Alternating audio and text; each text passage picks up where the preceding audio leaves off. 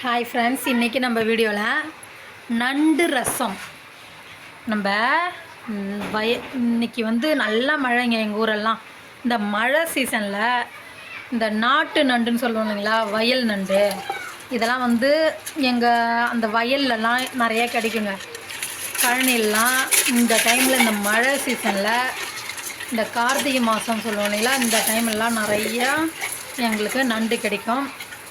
அதுக்கு ஒரு வெங்காயம், தக்காளி, பூண்டு, புளி, கொஞ்சம் புளியிலே உப்பு போட்டு ஊற வச்சுட்டு, நான் இன்றைக்கி ஒரு கொஞ்சமாக தான் எடுத்துகிட்டு வந்திருக்கிறேன் நண்டு. அந்த நண்டை நம்ம கால் அந்த எல்லாத்தையும் புட்டு போட்டுருவோம். புட்டு போட்டு நம்ம நண்டை க்ளீன் பண்ணி எடுத்துப்போம். நல்லா 2 வாட்டி தண்ணி விட்டு நல்லா அந்த நண்டெல்லாம் அலசி நம்ம மிக்சியில் போட்டு அரைச்சி அதை நம்ம வடிகட்டி அந்த சாறு மட்டும்தான் நம்ம எடுக்க போகிறோம். கொஞ்சம் நம்ம மிளகு, ஜீரகம், நம்ம பூண்டு, வெங்காயம், சின்ன வெங்காயம் எல்லாத்தையும் போட்டு நம்ம மிக்சியில் நல்லா அரைச்சி, நம்ம நண்டு அரைச்சி வடிகட்டி வச்சுருக்கோம் இல்லைங்களா, அதில் நம்ம இந்த அரைச்ச விழுதுகளை நம்ம இந்த அரைச்ச பேஸ்ட்டை அந்த நண்டு கரைச்சி வச்சுருக்கிற தண்ணியில் நம்ம சேர்த்துப்போம்.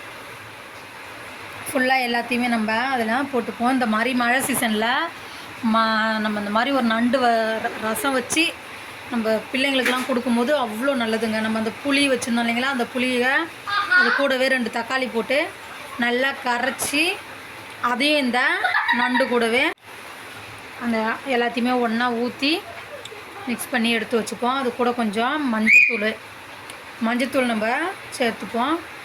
தேவையான அளவுக்கு கருவேப்பிலை, கொத்தமல்லி எல்லாத்தையும் நம்ம இதிலே போட்டுட்டு பாருங்கள், எல்லாம் ரெடி ஆகிடுச்சு.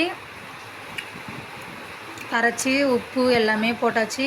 நம்மளுக்கு நண்டு ரசம் ரெடியாக வச்சுருக்குறோம். அது தாளிக்கிறதுக்கு வானல் வச்சு